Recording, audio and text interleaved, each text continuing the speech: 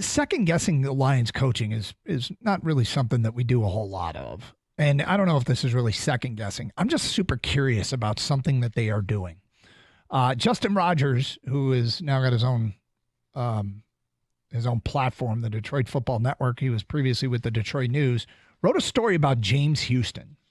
And I'm going to read some excerpts from this and then comment. Talking about last year, this is from his story today. The coaching staff wanted Houston to be more versatile, capable of playing a bigger role in the scheme for when the inevitable pass rushing droughts hit. Last offseason, they asked him to do more off the ball.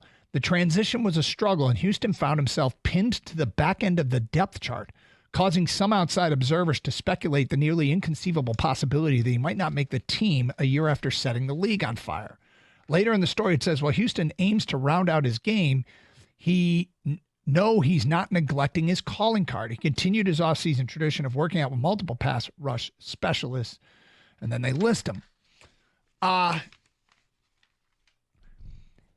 They made a change. They tried to get more out of him, and he found himself buried on the depth chart because of this change. Why don't they just leave him as a pass rush specialist? This is like one of the most coveted skill sets in the league.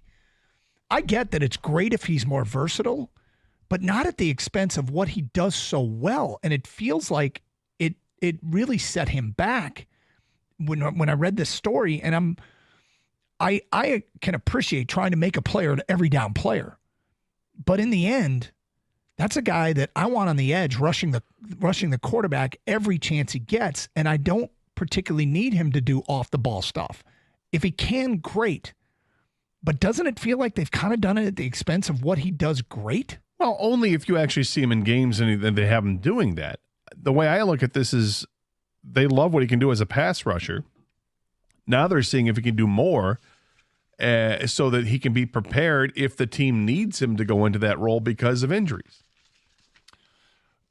Fair. And I'm kind of reacting to maybe just the wording of this. The transition was a struggle, and Houston found himself pinned to the back end of the depth chart. I would have preferred him at the top of the depth chart as just a pass rush guy. Well, maybe he is at the top of the depth chart there, but he's at the pinned to the back end of the depth chart among linebackers.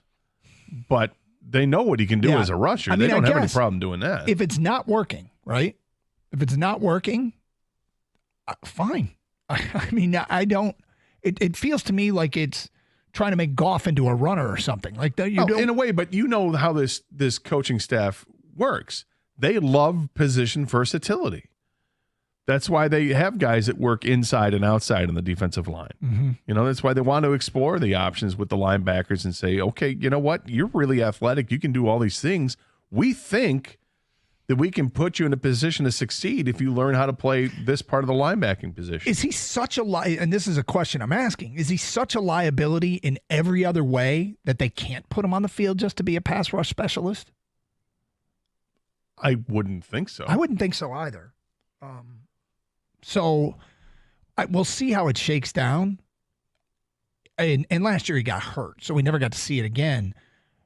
If it's not if what they're doing isn't working, I feel like that's perfectly fine, because what he does show that he can do is so elite and so important that just cast him in that role as a specialist. You know what I mean? Well, I totally know what you mean. And I think with the addition of Terrell Williams as the defensive line coach, and certainly knows about pass rushing, that feel like maybe that can even unlock some more moves for James Houston. But this is maybe the first time that, maybe not the first time, but this is one of these times that we're starting to, okay, there's a legitimate question here. And I agree with you, because if it's working, why try something else? You could try it, but not if they're just dipping their toe in the water and seeing it's like it's spring football practices in college.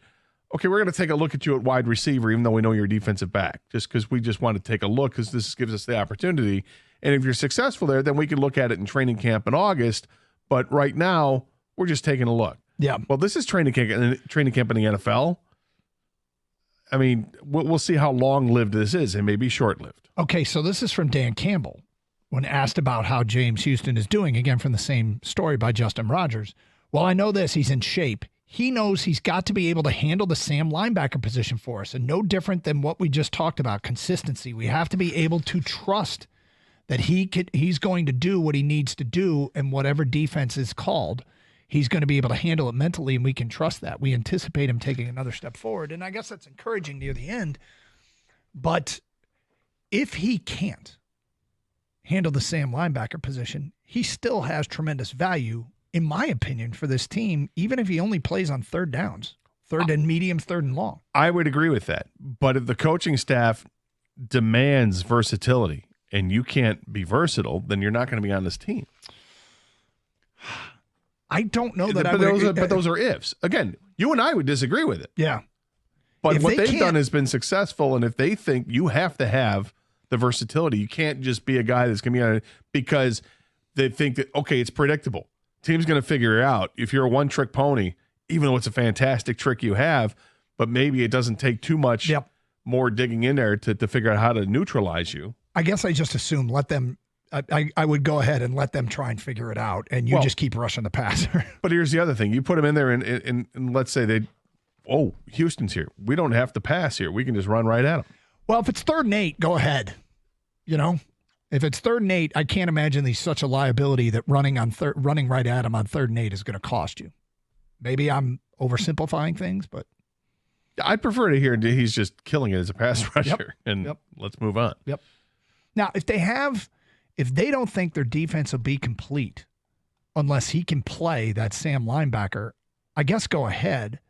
And maybe this speaks to the confidence they have that their acquisitions in the offseason that have come with some, but I would say moderate fanfare. Marcus Davenport and Matthew Betts are added to the mix. The Mitchell Agude kid that you founded a story that basically said he was unblockable one day. One day doesn't. Yeah, that was in the mini camp with the rookies. Yeah. Yeah. So maybe they have ultimate confidence that they've answered the bell at the defensive end spot opposite of Hutch with Marcus Davenport. Or they're trying to light a fire under him. Light a fire under Houston? Maybe. We'll see how this plays out. But in the meantime, I still hold his future in high regard. I know you love what James Houston. You've talked about James Houston a ton. And so, if he can't play that linebacker spot, don't bury him on the depth chart at linebacker. Just put him on the edge of the defense, and you go get after it, man.